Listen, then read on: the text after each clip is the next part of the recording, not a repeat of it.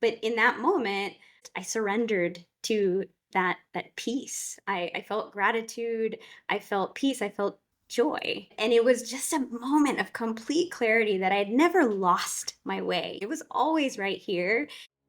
Joy is one of our inherent radiances. When we remove our injuries, our wounds, when we remove the residue around them, what's left are the four measurables: joy, love, compassion, equanimity.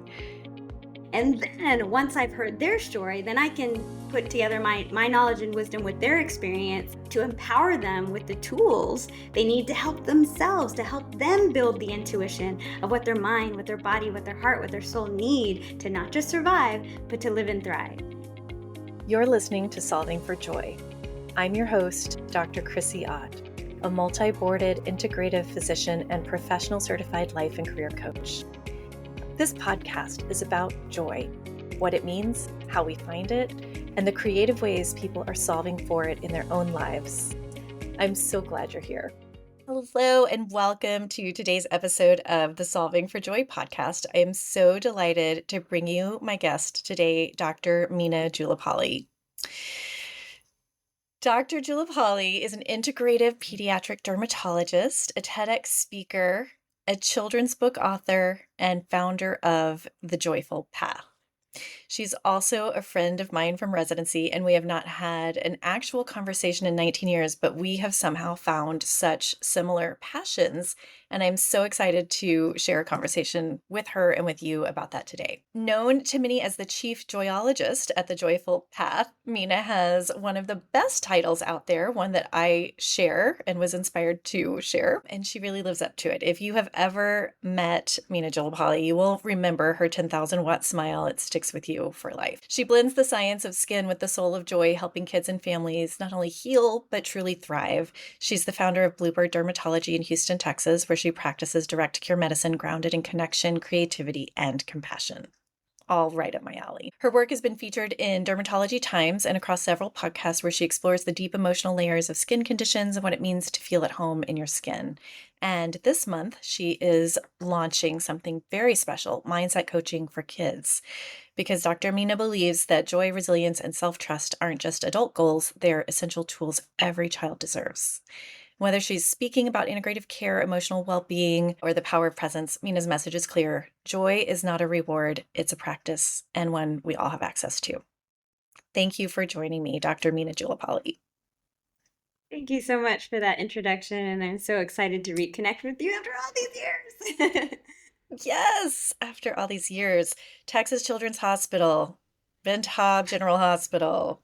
We saw it all side by side. Man, just having some little, a moment for flashbacks. Well, they don't even have pediatrics at Bentov anymore. It's all I at Texas know. Children's. So, That breaks my heart. That breaks my heart so much. But it's amazing to reconnect after all of these years. And before we get into your journey, which I'm so excited to hear about, I would love to just touchstone joy. What is a small joy that was brought to you this week? this week, okay, so I am an ambassador for the Life is Good company. It's all about the power of optimism, and so much of that is also about joy. And I'm also I work with the nonprofit sector called the Life is Good Playmaker Project, and Oh, that's something that we can talk beautiful. about a little bit. Yeah, it's all about play is the language of children, and it's all about how we can help children heal through trauma through the power of play. But as a Life is Good ambassador, I get to kind of get some of their the t-shirts and hats and all kinds of stuff. And this t-shirt right here just came in the mail. And Oh, so my practice is called Bluebird Dermatology, and I wrote a book called uh-huh. Listen to the Song in My Heart. And I saw this t-shirt and I was just like it was so perfect. So yes, and that's why I wore it today, because it's bringing me so much Oh, joy. that is so delightful. It really was meant for you. Yes. So sweet. So Bluebird Dermatology, and what makes the Bluebird's heart sing, or correct my exact title. Bluebird, yeah. So the first one was Listen to the Song in My Heart, and it's about discovering your joy. And then the second book is Bluebird, oh Bluebird, What Makes Your Heart Sing? And it's about discovering the joys of the world around you. And the best part of both of those books is that kids illustrated them. And I have at least 3 more in the works currently as we speak. Oh, So, all so illustrated by other good. kids who embody the messages of the book, so Oh, that's so wonderful. And they are available on Amazon for any listeners who are like, oh, I want to know. I want to know. yeah, or my So website if you want autographed copies, so excellent, excellent.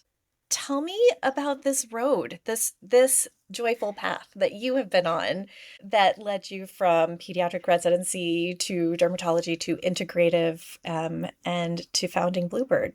it's kind of a, there's no path that's just a straight line.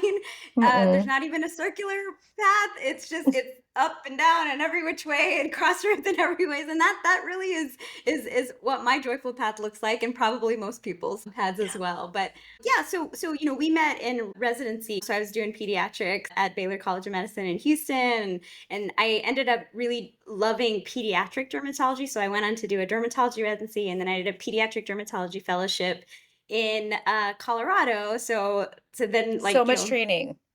triple board certified, whatever that counts for. But I ended up actually kind of after a little bit of a stint in academic medicine in Austin. I spent most of my academic career in Colorado, and the mountains, they made my heart sing, and I loved Hmm. being there. And pediatric dermatology is such a super super specialized field. There's only 400 of us in the whole country, Wow. and in medical school, they don't really teach you about the business side of medicine. You kind of just follow the path that was set out for you, the path that your mentors did, and for me, I mean, that was fine. I thought with such a super super specialized field, you had to be in academics because that's where you would get the referrals.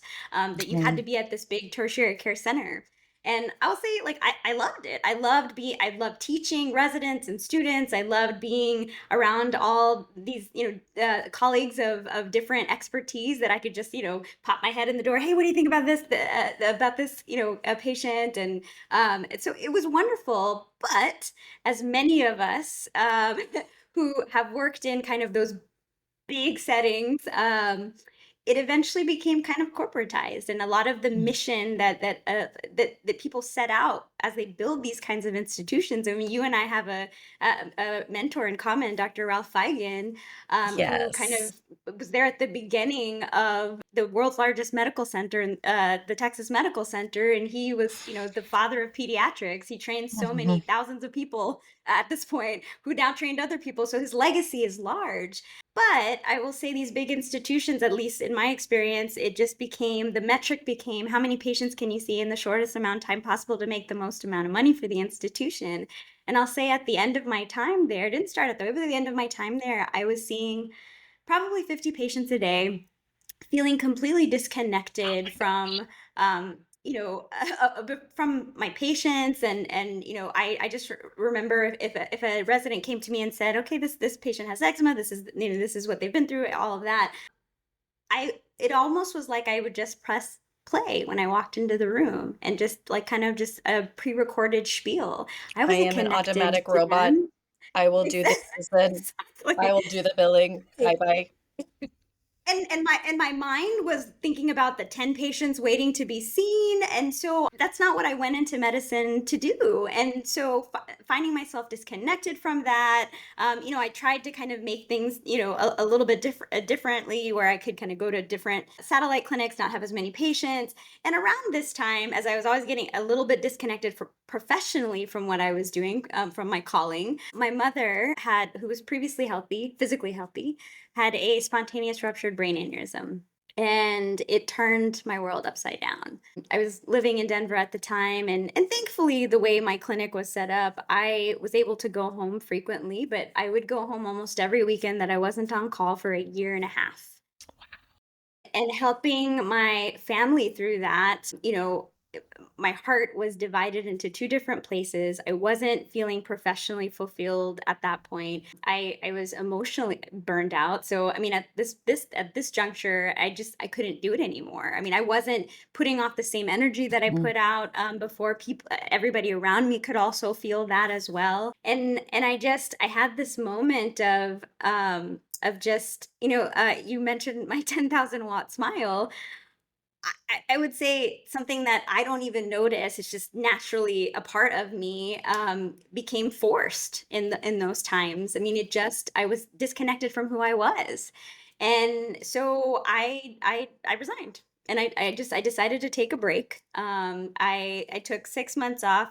I call it an existential crisis because that's really what it was. I wasn't actually Mm, even sure if I wanted to practice medicine anymore. And if I did, I didn't know what it looked like. yeah. So I spent those 6 months traveling the world. I did a medical mission in Thailand for a month, and I mean that just to kind of reconnect to my joy of serving. I was in Thailand, so I was so close to Cambodia. So I always wanted to go see Angkor Wat. So I went to. Mm, I felt very grounding to ground myself in the spiritual strength of the temples of Angkor Wat. And I always wanted to hike. One of my favorite things to do, that one of the things that brings me joy is hiking. I lived in Denver for a lot, and I loved hiking mountains. And so I hiked the Alps. I did Tour de Mont Blanc and the French, mm, Swiss, and Italian Alps, and it just revived my spirit, my love of nature. mm. And then near the end of those 6 months, so I love to travel, and the one continent I hadn't been to was Antarctica. So on a completely spontaneous whim, I went to Antarctica. And I mean, Oh I my mentioned, gosh. a lot of people can say that, and I will tell you, initially, I went there to check off a box, but there is no place on Earth like Antarctica, in the sense that it's completely untouched by civilization, unravaged by war. It's exactly as it's always been, other than, with glaciers melting and all that. But I mean, Yeah. distinctly remember, this is a core memory for me now, but I remember it was like the second to last day, maybe, and everybody was distracted by the newly hatched baby penguins. And I wandered further along the shore, this is engraved in my memory. There were sheer white glacier cliffs towering to the left of me. There were penguins playing to the right. The sun was shining, and it was just glistening on the blue ocean waters in front of me. And it was like kind of just lapping up on the shore of like smooth volcanic rock in front of me. And I remember this moment of just looking up, and I literally fell to my knees, because in just the deepest gratitude. Because, and one of the guides was about to walk and just kind of said, "Hey, are you okay?" And then he saw me having a moment, and he just let me have it. But what was flooding through, my emotions and memories all at that point is that, so I was actually supposed to take that trip 5 years before. And a month before the trip, I got into a sledding accident, and I broke both bones in my left ankle.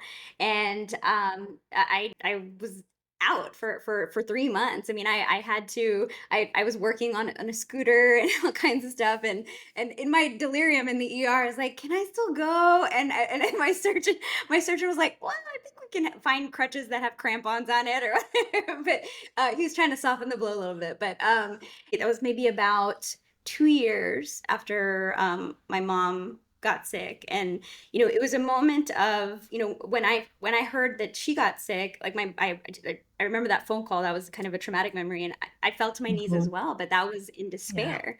Yeah. And in this moment, it was in gratitude, because you know even though I was supposed to go there 5 years before, I knew that I was here at the right place at the right time when I needed it. In the course of those 5 years, I experienced the highest highs and the lowest lows, felt the enormity of pain and loss. But in that moment, I surrendered to that peace. I felt gratitude, I felt peace, I felt joy. And it was just a moment of complete clarity, that I had never lost my way, even though I was like trying to find it somewhere outside. It was always right here. And that was the moment where I was just like, okay, if I'm going to do this, I'm going to have to open up my own practice. And so that's when I decided to move back home to Houston. I actually opened up, so Bluebird Dermatology was opened up in the same office space as my two older brothers, who also are doctors. They see adults, so I had to bring color into the office, but they're cardiology and gastroenterology. And so, I very consciously made it a direct care practice, because I didn't want anybody kind of telling me how to practice medicine. I wanted to reconnect to that sacred relationship of trust and rebuild that. And so, used to see 50 patients a day. Now I see maybe 8 at the most. I never have to look at a clock. I get to spend as much time with them as they need. I get to hear their stories. And my practice philosophy is educate, empower, advocate. And educate doesn't mean that I just tell you what to do, because, doctor is to teach, but in order to teach, like, you can't help them get to where they want to go if you don't know where they've been. So a lot of the educate part is me getting educated on their experience, what they've been through. And then once I've heard their story, then I can put together my knowledge and wisdom with their experience to help them, to empower them with the tools they need to help themselves, to help them build the intuition of what their mind, what their body, what their heart, what their soul need to not just survive, but to live and thrive. And that from that space, they now know how to advocate for themselves. And the beauty of all of that is that once you reach that point, because we are inherently compassionate human beings, they now start to advocate for others. And now you've created this community. And I don't know even know how to attribute who to attribute this quote to, but I use it in almost every one of my talks when I talk about the power of community. But when I becomes we, illness becomes wellness. And to me, Mm. that is the power of community. And I love that so much. So. And then along that whole journey, because I was getting more time to hear their stories, that's kind of where the joyful path came about, because I actually feel very kind of limited in all the ways that I can heal patients in a clinic setting, because it's more about survival in those moments. But so much of my job, as a pediatric dermatologist, I'm the last resort for a lot of people. They've been to a lot of, they've gotten a lot of other opinions. And so much of my job is to instill hope. And that a lot of that hope came from all the stories, that those collective stories. So when we share stories with each other, it now becomes part of my story, and my story becomes part of your story, and then it becomes part of our collective story. And then when you hear those stories, you have now planted seeds of hope, of possibility for healing. And when you find that healing and wholeness, guess what? Joy comes about.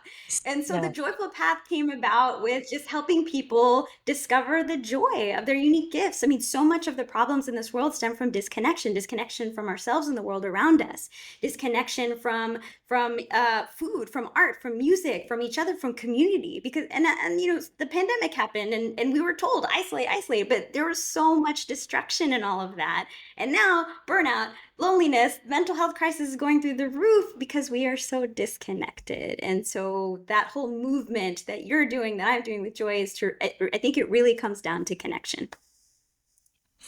So much richness in there. Thank you for taking us all the way with you to Antarctica. I could actually kind of like feel the ice crunching underneath my feet and Yeah. like the sound of the water lapping up on the shore. And all of this, I want to go all the way back to where this started with disillusionment, because what Yeah. dropped into my brain in response to that part of your story, and that may be a benefit to someone listening right now, is that disillusionment, demoralization, burnout, all of the parts, this is not a destination, but it can be a doorway. And what you described so beautifully is post traumatic growth. You had these Mhm. ingredients of, I just reshuffled the way I understand the world. I connected to community. I connected to nature. I connected to awe. I connected to my own inner voice and way. And I then became more risk tolerant because it was undeniable. It was choiceless to move forward with your particular expression of joy and service in the world. What you just called, before we started recording, your ikigai. And I can see how it lights you up. Like that's a full-bodied yes. Like this is the work I'm meant to be doing. It's Yeah. not even dependent on the results that it creates. It's just the work I have to do while I'm alive to do it. And I just felt that gratitude of I'm alive to see this in that scene in Antarctica. And I'm alive to support my mom when she needs me. And how these incredible difficulties can forge new pathways, even new pathways to joy, not immediately, but eventually. How is your mom doing now, Meena? Yeah, so it's been about 9 years. And I will say, you in my introduction, you mentioned that I was an integrative pediatric dermatologist. So a lot of that, what that means to me is that, there's a wealth of knowledge that I learned in allopathic medicine. But, the focus really is on learning how to fix disease, which is great, but there's not as much focus on prevention and maintaining health. And what happened to my mom, I had a rude awakening. It's one thing being on this side of medicine, it's another thing being on the side of taking, having to navigate the medical system because your family member needs that care. And, the medicine that I trained in saved her life, Mhm. but it didn't teach her how to live and thrive in this new state of being where she couldn't physically, emotionally, mentally do the things that she used to be able to do. And in some ways, it actually gave up on her. She was discharged from the hospital pretty early on because she wasn't meeting the national stroke guidelines. And my question to the therapist is that, is she improving with the interventions that you're making? And their hands are tied, but of course their answer was yes. But because she wasn't doing it fast enough or whatever, insurance wouldn't cover it. Now, thankfully, we had the resources to be able to seek that care outside of the traditional medical model, but there's so many people who don't have that option. And I saw that what those resources did for her. And if we had given up on her the way that our medical system did, she wouldn't be doing half the stuff that she is doing now. Now, she still has a lot of deficits. And so, you know, what happened to her really allowed me to also take this deep dive into all the healing modalities that are out there that on this side of the world we've kind of dismissed because there's not a randomized controlled trial for it. In many ways there probably will never be because there's no there's no money in it, there's no drugs, all of that. But it focuses a lot more on balance, on harmonizing, on energy, on all of these things that and that don't necessarily have a scientific model, but there's thousands of years of evidence in that respect. And so, so it kind of helped me take a deep dive into nutrition, into plant medicine, into traditional Chinese medicine, into Ayurvedic medicine. I became a Reiki master. I trained in that. I became a student of Dr. Joe Dispenza and became kind of an advanced meditator in that way. So yesterday I just completed level 2 of clinical hypnotherapy, which as I'm deep diving into all of these things, like, I mean, honestly, so one of the things that helps cultivate joy is curiosity. Sometimes I have to Yes. temper it a little bit because I just like I want to learn it all. And I was like I can't. I mean, it's a lot. So you said, oh, you have a lot of like training. I can't. My list of certifications of stuff is just it's kind of insane Is and is ridiculous it at this absurd? point. And at It's a this point, little I bit don't need absurd. any more certifications. It is absurd. It's just a reflection of my curiosity. To me, what a joyologist is someone who, at least for me, someone who's never lost that sense of curiosity, wonder, and awe that I had as a child about the world and everyone and everything in it. And so what that means for me is a kind of a calling to help children never lose those inherent superpowers and help adults rediscover and remember it. Because as you touched upon, joy to me, sometimes we think of joy as when something happens to us, if I get this, then I'll be happy. If this happens, then I'll be happy. But it's really finding the good in everything that happens. It's a state of being. So this is how I define joy, a state of being where we are deeply connected to ourselves and the world around us that we can create and cultivate even in the face of overwhelming adversity. Because, to contrast it to the notion of toxic positivity, where it's like, oh, everything's great, everything's fine. I mean, that's just not reality, and to me, kind of the visual, and maybe this is why I'm obsessed with swings, is that joy kind of is like, it's like the journey of a swing.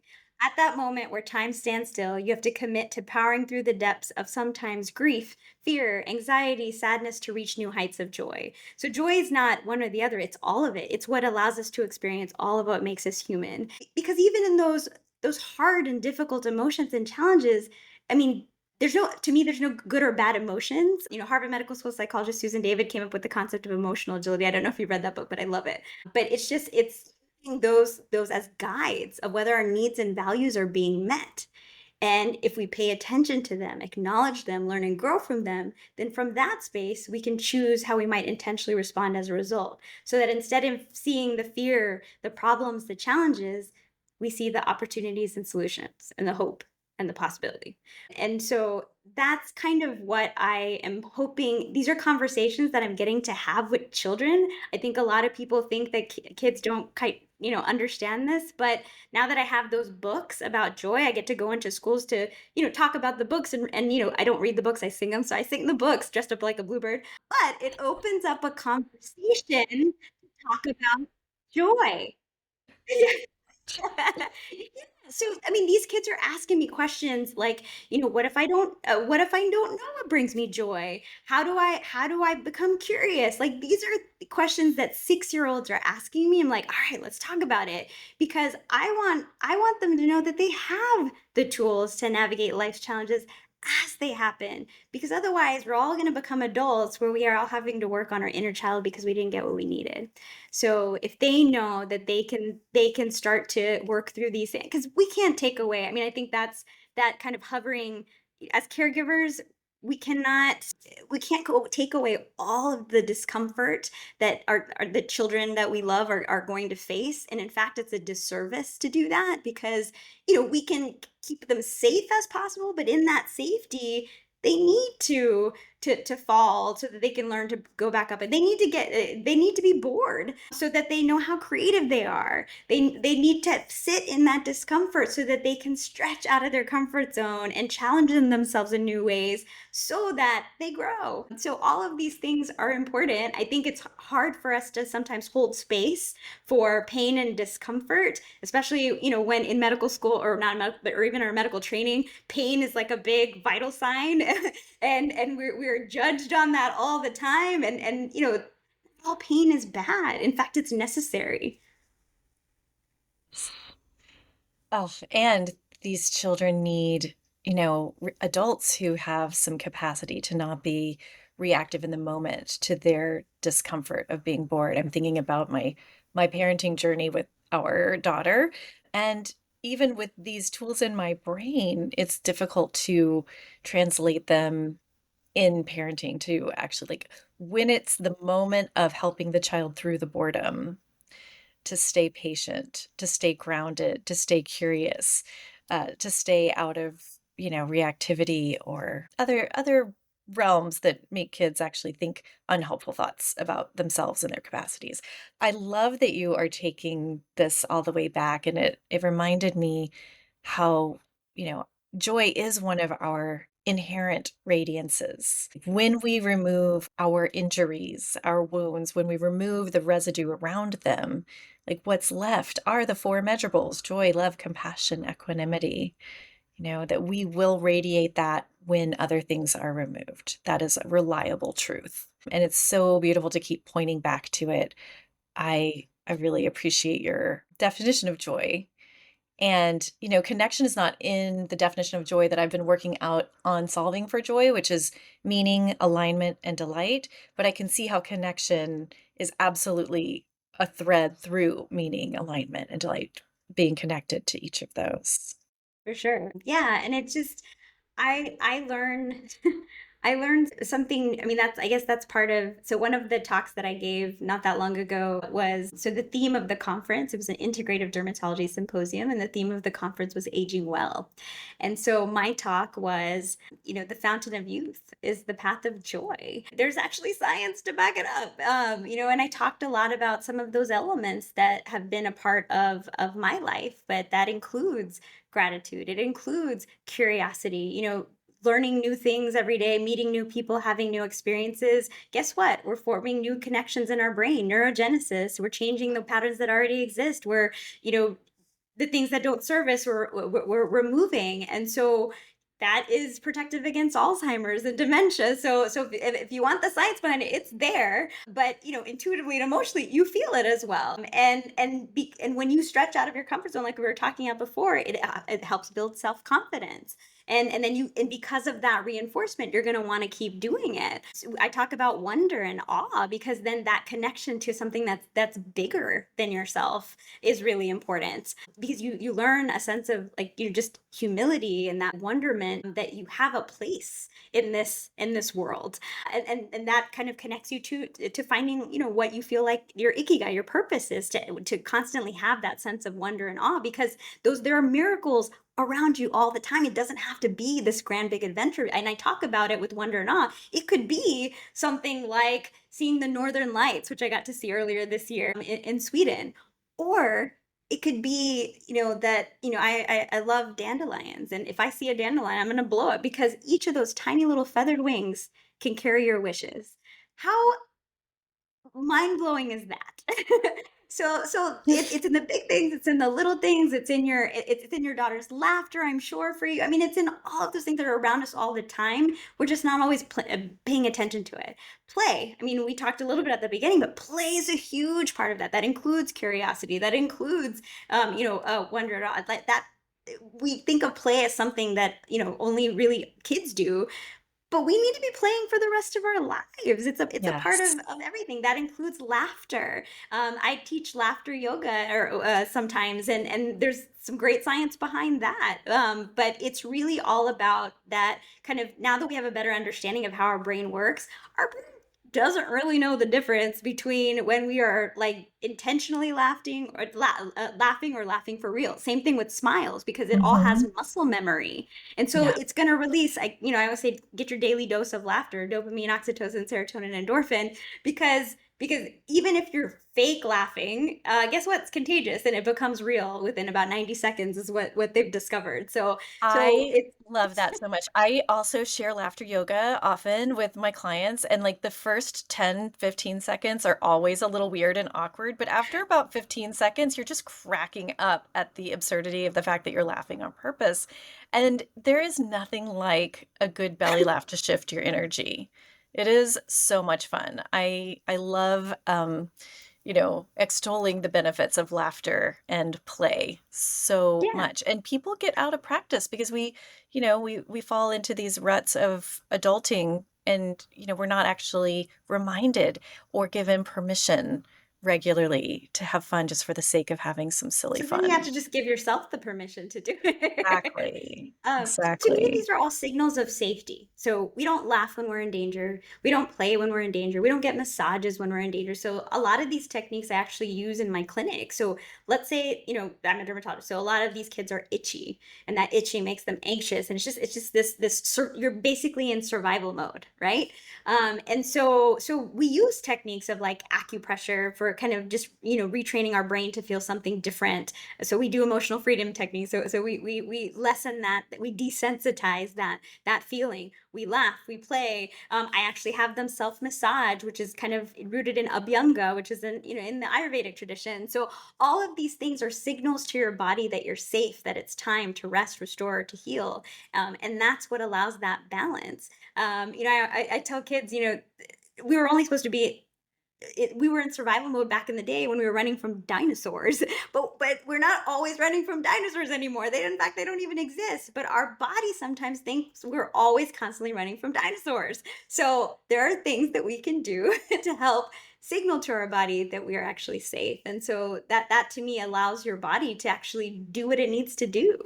It's a reset, and that's where mindfulness and all of that comes in. So we talk a lot with my patients and their families about how can we get ourselves back into the present moment of what's happening right now.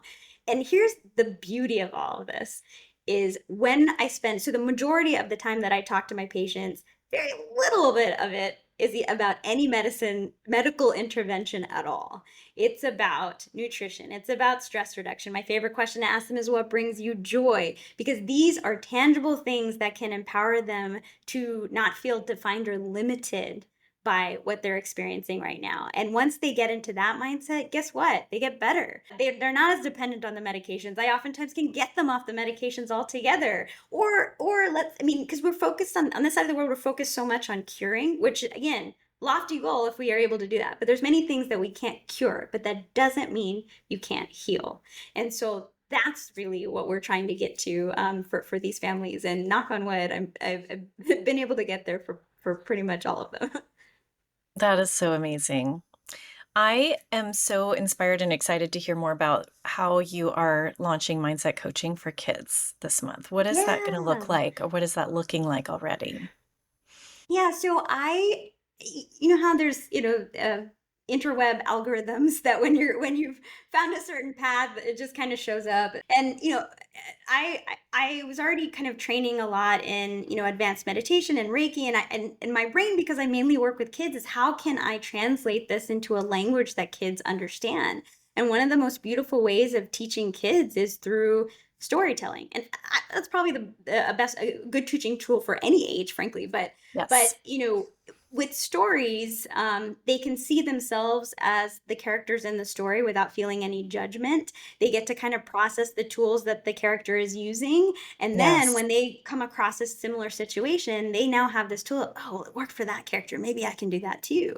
And so I trained in something called Adventures in Wisdom. And a lot of it has principles of neuroscience and even like hypnotherapy, all kinds of stuff that go in it. But the basis of it is teaching kids skills, mindset skills through storytelling. And so we talk about how the mind works, how you can how the conscious mind and the subconscious mind. But we talk about in terms of your pilot and your autopilot.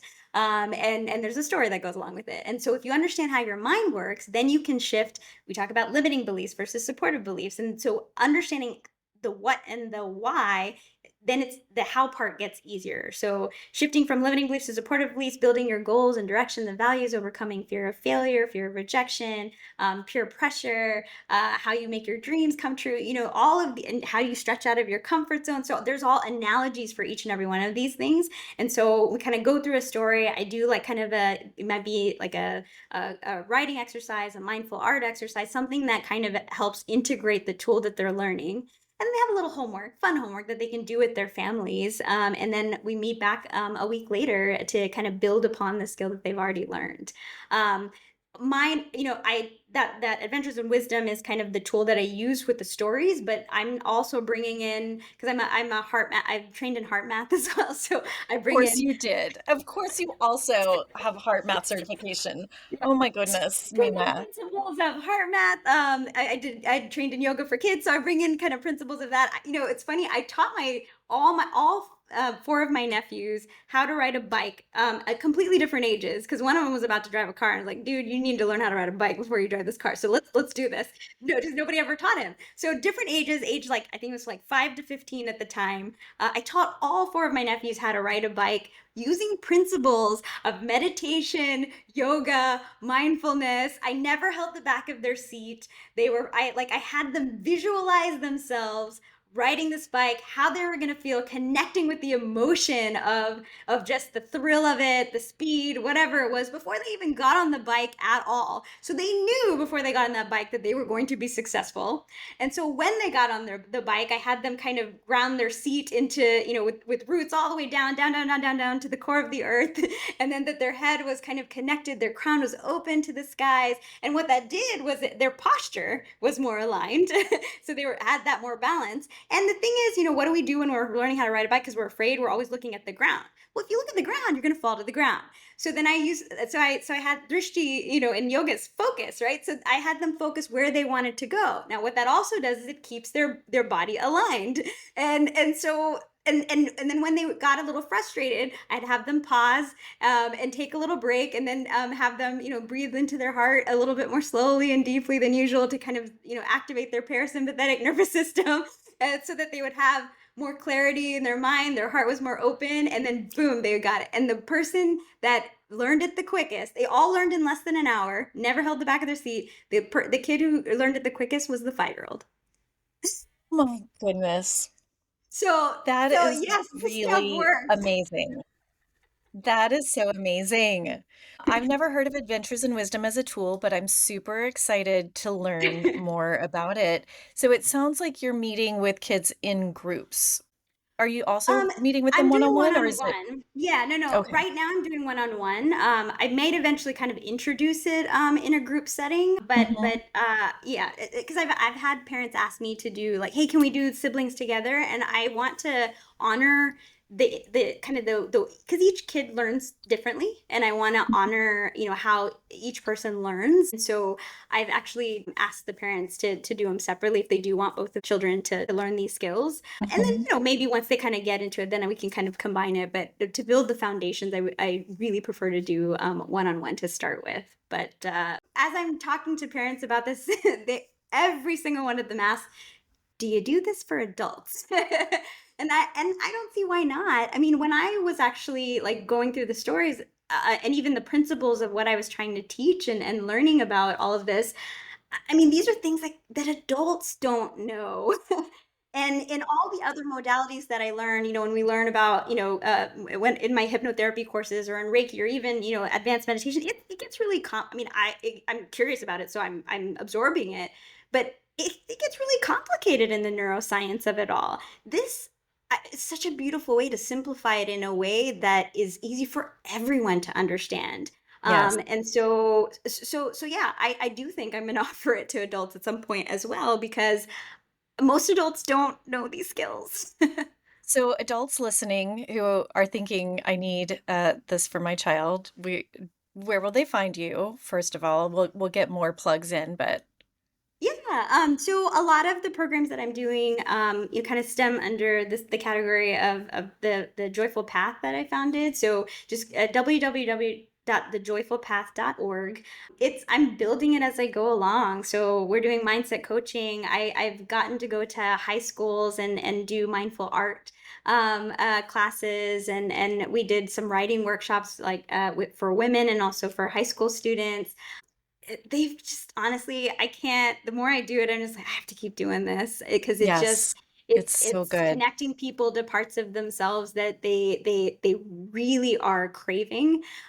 Because everybody feels so disconnected in this very, we're so technologically advanced and electronically connected, but we're more emotionally disconnected than ever. And so that's when I also started to, because one of my joys is just being out in nature.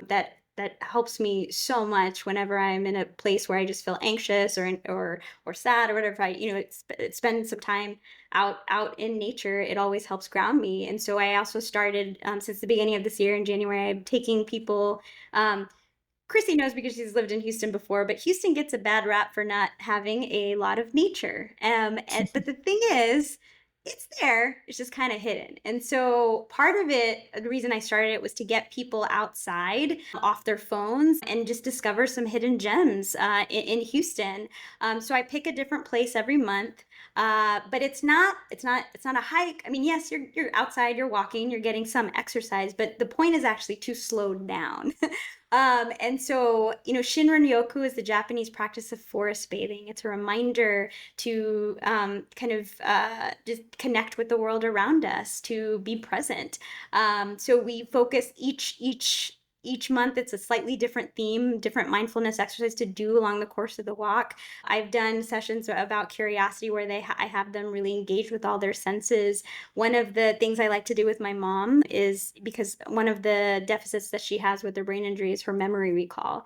So when we go on walks, I have her really pay attention to 5 things she can see, 4 things she can hear, 3 things she can feel, 2 things she can smell, 1 thing that she can taste. Because we do that automatically. You mentioned how when I was explaining the moment in Antarctica, you could feel it, because when you create memories like that, you are completely present. This is why I can think of it and just go back to that moment, because you are completely engaged with all your senses. We do that automatically when there's something that we want to remember, but you can also do it intentionally. So we talk about curiosity. And then the next month we added the element of just kind of going a little bit deeper into that curiosity and with wonder. I wonder what that bird is singing about. I wonder why there's mushrooms growing on that tree. And then you start to create kind of stories. And then we added the element of connection. It reminds me of. So when you are having a new experience, when you connect it to something that's already part of your knowledge and wisdom and experience, it now creates a memory. And so we added that. One of the lessons that I teach in the mindset coaching talks about your reticular activating system. Now, it does a lot of things, but one of the things that it does is it acts as a personal radar, so that you pay attention to the things that are important and relevant to you. So, like, say, for example, for people who are not familiar with that, like, let's say you have a red car. You're probably going to notice more often the red cars that are out there on the road, because let's say you're in a parking lot and you need to find your red car to get home. So your brain just automatically starts to pay attention to those things. And so one of the things that I love to do when I go on vacation is I like to collect heart-shaped rocks when I'm hiking, or heart-shaped shells when I'm on the beach. And now, because my brain is so used to that, it takes me literally 2 seconds. Boom, it's there. It's always there. And so in this walk that we did to demonstrate how the things that we focus our brain on are the things that we're going to notice. I had them, find all the things that were in shapes of hearts. And at the beginning, people were like, "Oh, I can't find anything." And about halfway through, they're everywhere, and some of which we collected, and we made this big giant heart at the end of it, and it just reinforced the lesson that I was trying to teach, is that, we feed our brain with all the things that we don't like, all the negative kind of that reinforcement of I'm not good enough, I'm not worthy, I can't do this. And when we keep speaking to ourselves that way, that's what our brain is going to pay attention to. Now, if we feed it things like I can do this, I can do hard things, I am worthy, I am enough, then our brain and our heart are all going to be aligned to pay attention to the things that validate that intention. And so it was a very tangible way to show them how that happens, so that, maybe I can take this back into my, everyday life and do it with something else. And so those are kind of some cool ways that we just kind of add on. And the goal is also to build community, because these are people that are coming from all different parts of Houston. I actually got sponsored by the Texas Medical Association and a nonprofit called Walk with the Doc a couple months ago. By sponsor, it just means that they advertise it to more people. So it's growing. Like the last month, we had 21 people show up, and so it just, from kids to, to older adults. I bring my mom, she's in a wheelchair, so it's always accessible. So literally the goal is for anyone and everyone who wants to come. I love that you're doing those walks. I love how it's serving community and bringing them joy, and then awareness of joy, which amplifies it so much more when you are um, actually bringing a lens of awareness to what you're doing on purpose.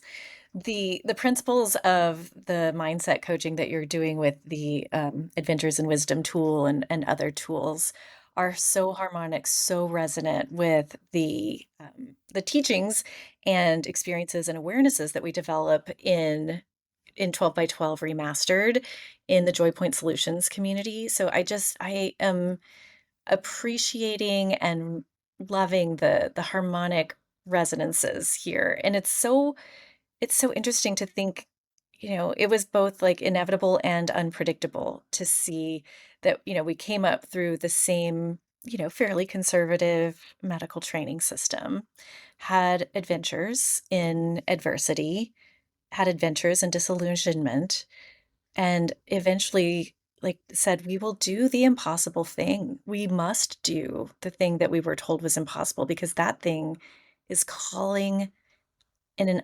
undeniable way. And that is the life affirming thing. That is the thing that brings meaning, alignment, delight, and connection.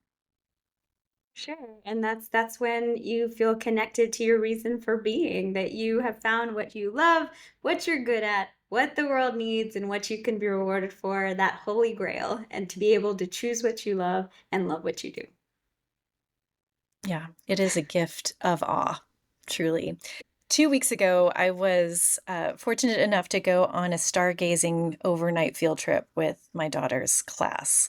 So we drove a couple hours out of Portland east into the Columbia River Gorge to Goldendale, Washington, and it's it's a beautiful area. The night sky is just as amazing as it can be. So there's this beautiful field, and about 40 fourth and fifth graders got to take turns just lying on the grass, taking in the stars, finding constellations, and talking about them with their teachers and each other.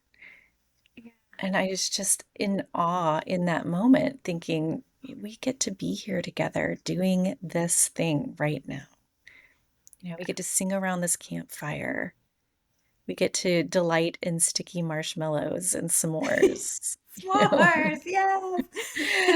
But and there was so much joy and so much play. These kids, they know exactly what to do. They're like, "Where's the ball? Let's play."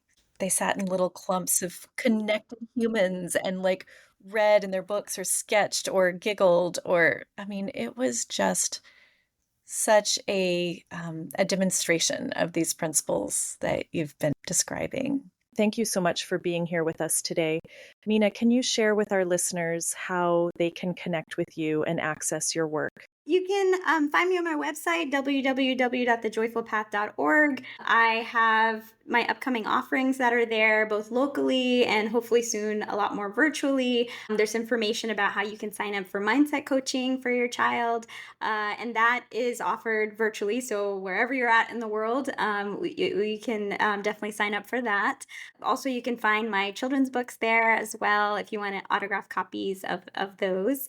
Or if you are in the Houston area and you need some a pediatric dermatologist, that's www.bluebirddermatology.com. This I'm just getting started, so there's a lot more in the works, and I am just it brings me so much joy of all the possibilities that the endless possibilities that await. Thank you, Dr. Meena Julapalli, for being with us today for this wonderful conversation. And I am so pleased just to call you a friend and colleague on this joyful path. Thank you for the work that you do in the world. I am so glad we got to have this time together. Next week, I'm sitting down with Dr. Kemia Seraph. If you've ever felt the weight of uncertainty pressing on your nervous system, or noticed how quickly exhaustion, fear, or even cynicism creep in when you're under chronic stress, this conversation is for you. We go deeper than just talking about burnout. Dr. K brings language to what's really happening inside our bodies and why connection isn't just nice. It's literally what keeps us human in the hardest times. We also explore how joy, hope, and courage aren't accidents. They're muscles. Muscles we can strengthen even when the world feels like it's unraveling. I can't wait for you to hear this one. If you are a physician coach or a coaching aligned physician, a coaching curious physician, somebody who is in coach training, or even if you are an advanced practitioner, let me know. The Physician Coaching Summit could be for you. It's coming up in November. It is in Carefree, Arizona. We would love to see you there. Details are at thephysiciancoachingsummit.com. As always, I'm a doctor, not your doctor. This is not medical advice. It is for education and connection. Speak with your own clinician about your specific situation. And thank you a ton, Kelsey, for making everything here work. Thank you to Sue for all of the things. And thank you, listeners, for spending this time with us. You are why we do this work. It is a pleasure to do it. Please check in, send us a review, a rating, and we cannot wait to see you next time. Please keep solving for joy.